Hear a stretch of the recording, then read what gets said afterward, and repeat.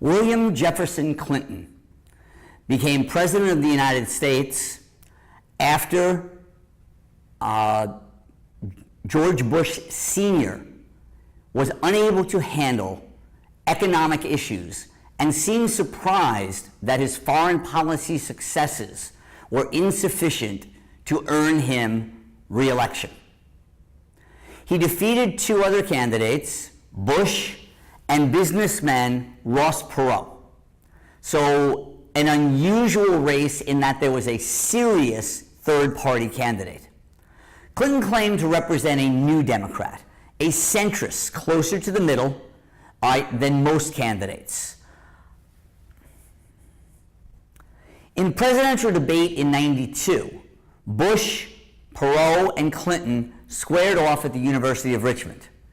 Clinton dominated virtually every televised debate, even though Bush was a seasoned politician and even though he had been president for 4 years and vice president for 8.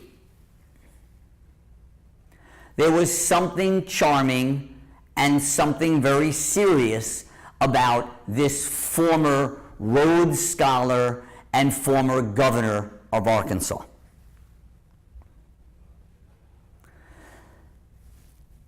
Here is the Electoral College vote, and you can see that Clinton's election was largely East Coast, West Coast, and then he dominated the Midwest straight down.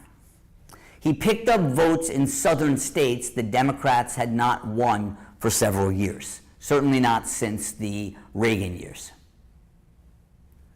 His main issues were the economy and crime. Right? His slogan, "It's the economy, stupid," right, while sarcastic and a little snarky, really seemed to hit home. Deficit reduction was a core of Clinton's economic plan. Although Reagan had cut inflation and had shown apparent improvement of the economy, the deficit came home to roost in the middle of the Bush administration, and his last 2 years he had been unable to deal with the high deficits and what had come as a result of them.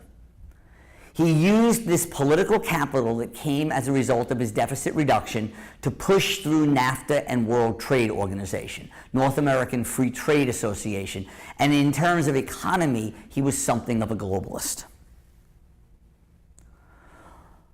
Both are important for his globalization and his notion of a global united economy. He also passed an anti-crime bill with limitations on assault weapons. This anti-crime bill certainly had some limitations and some flaws, but because crime was rampant in the United States at the time, an anti-crime bill of any sort was seen as a major plus and was very helpful to a lot of major cities which were struggling with crime at the time. There were protests against NAFTA, which are actually very, very reminiscent of protests that you might have seen in the last year or two. Unions feared adoption of NAFTA. They felt that high-paying American wage labor would be replaced with Mexican non-union labor. Experts are still arguing about whether or not NAFTA has hurt or helped American workers overall. It has created certain jobs, it has hurt certain jobs, it has drawn certain jobs overseas, etc. $4 a day, no way, stop NAFTA, the Teamsters. Right? The Intifada against Israel is a foreign policy issue that Clinton really couldn't do a whole lot about and certainly didn't do anything about. Palestinians living in the Israeli-controlled territories, the West Bank and Gaza in particular, protested and protested violently. The likelihood of Mideast peace receded despite every president tried to fix the Mideast, and this was an incident that ultimately Clinton had no answer for.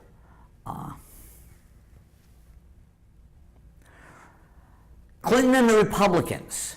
Clinton stumbled over health care reform. He handed it off to his wife, to try to write a health care reform bill, one that would make a real difference and try to cut out the insurance companies and to control the drug companies. It failed. They were unable to get a bill that made real reform, so they backed off and did nothing. So after talking a big game, they did not have a healthcare reform bill. Their foreign policy was often criticized as foreign policy by photo op. In other words, not a whole lot happened. They just took pictures with foreign policy leaders and they threatened and they blustered. So this led to Republicans gaining control in Congress in '94 for the first time in 50 years. Even under Reagan, they did not control the House. They were able to cobble together a coalition of conservative Democrats and conservative Republicans. So now that they have it in control, led by Speaker of the House Newt Gingrich, they advocate a new contract for America with very conservative policies. They overreach. They go too far. Clinton wins again in '96, and now the House is split. Now they can sometimes get together a conservative Democrat Republican coalition, and sometimes they can't, depending upon the issue. It is not a Republican Congress across the board. Right? Again, when Clinton runs again in '96, you see an almost identical electoral college. Right? You see the East Coast, the West Coast, and the center, sort of the Eastern Midwest going for Clinton.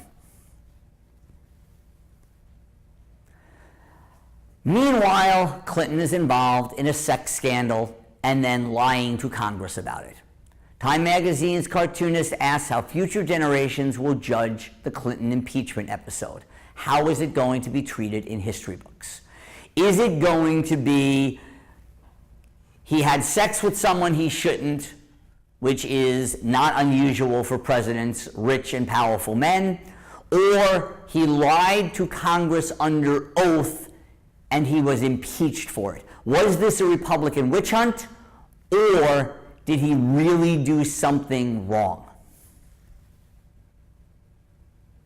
And here you go, the legacy. Clinton, Starr, who was the prosecutor.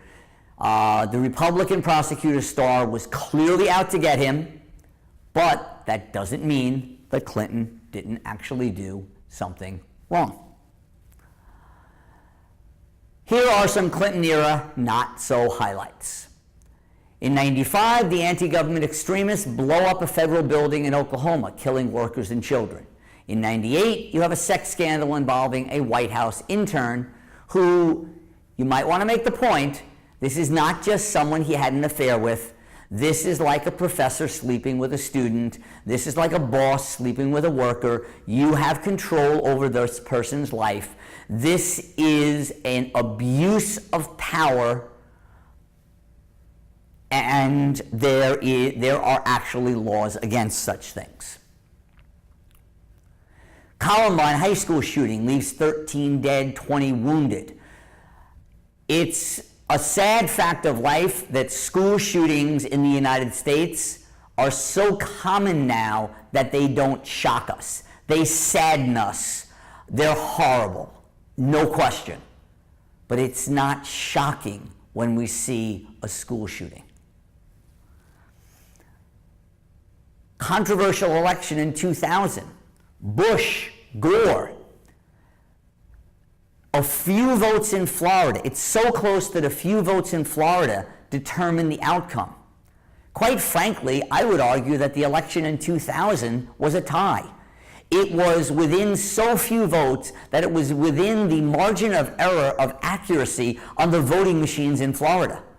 Well, our Constitution doesn't really handle a tie so well. Is it supposed to go to the House of Representatives?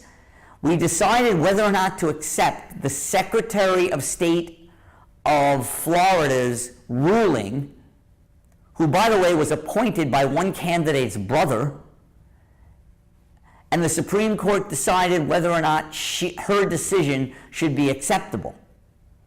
We've had congressional commissions, we've had the House of Representatives when there actually was a tie in the Electoral College. But what do you do when there's a statistical tie in the popular vote, which might lead to a real tie in the House of Representatives?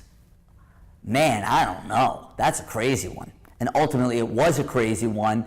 And then one candidate proceeded, unlike anyone else before, to sue and to bring it to court. And then you have the Oklahoma City bombing. A truck bomb brought in by a domestic terrorist, a white anti-government militant. Immediately everyone assumed it was foreign Islamic terrorist, but it was not. It was a white nationalist militia, anti-government, bit paranoid, the FBI is out to get us, who blew up the federal government, including a preschool. First person executed by the federal government in 40 years. And here is the wreckage of a truck bomb that was driven up next to the side of the building. And so ended the Clinton administration.